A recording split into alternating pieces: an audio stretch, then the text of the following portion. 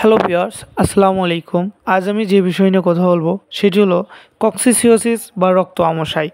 এটি গবাদি প্রাণীর জন্য একটি মারাত্মক ভয়াবহ রোগ।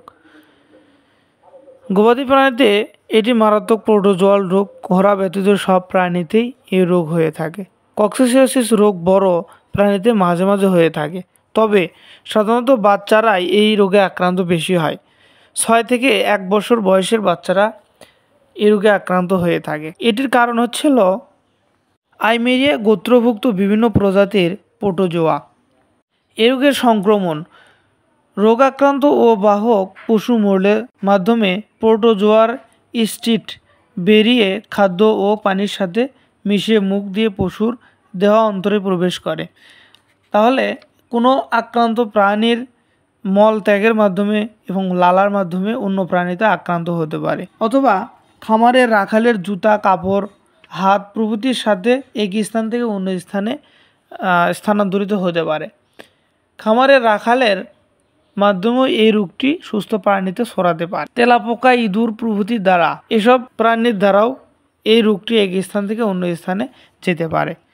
এটির লক্ষণ ইনকিউবেশন পিরিয়ডে বাছুরের 16 থেকে 30 দিন এবং মেষে 14 থেকে 18 দিন।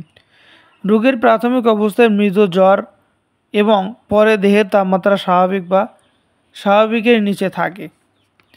দুর্গন্ধযুক্ত রক্ত ও মিউকাস মিশ্রিত ডায়রিয়া হয়, ফলশ্রুতিতে ডিহাইড্রেশন দেখা দেয়।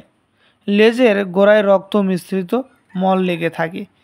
তীব্র কোদ হওয়ার ফলে অস্ত্র থেকে মল বেরিয়ে আসে এবং রেক্টার প্রলাপস হওয়ার সম্ভাবনা থাকে। খাদ্যে অরুচি দেখা দেয়। তীব্র প্রকৃতির রোগে স্নায়বিক উপসর্গ যেমন পেশির কম্পন, অতিবেদন বা হাইপার অ্যাস্থেসিয়াস, এপিস্থোটোনাস, ক্লোনিক টনিক খিঁচুনি, টেরাত্ব দেখা দেয়। তীব্র প্রকৃতির রোগে আক্রান্ত বাছুরের 5 থেকে 6 দিনের মধ্যে অবস্থার শতকরা 80 থেকে 90 ভাগ পশু মারা যায়। তাহলে একটু ধারণা করতেই পারছেন যে এই রোগটি কত ভয়াবহ রোগ হতে পারে। রোগ নির্ণয়ের কিছু উপায় আছে। অল্প বয়স্ক বাড়ন্ত প্রাণী আক্রান্ত হবার ইতিহাস বেশি দেখা যায়। বৈশিষ্ট্যপূর্ণ উপসর্গ হলে রোগ নির্ণয়ের কিছু উপায়। ইতিহাস অল্প বয়স্ক বাড়ন্ত প্রাণী আক্রান্ত হবার ইতিহাস বেশি পাওয়া যায়। বৈশিষ্ট্যপূর্ণ উপসর্গ হলো রক্ত ও মিউকাস মিশ্রিত মল। রক্ত ও মিউকাস মিশ্রিত মল দেখলেই বুঝতে পারবেন প্রাণীটি কক্সিসিওসিস রোগে বা রক্ত আমাশয় রোগে আক্রান্ত হয়েছে।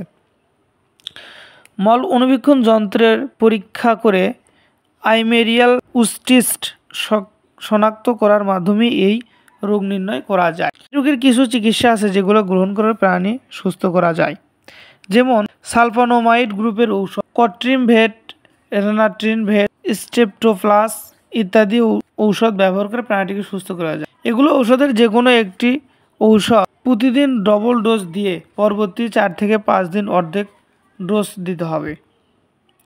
প্রাণীর শরীরের ওজন অনুযায়ী যা হবে তার ডবল ডোজ দিতে হবে। অতিরিক্ত ডায়রিয়া হলে শিরায় স্যালাইন দিতে হবে। গ্লুকোলাইট, রেনালাইট, ডেক্টোস 5%, এগুলো যে কোনো একটি স্যালাইন দিতে হবে।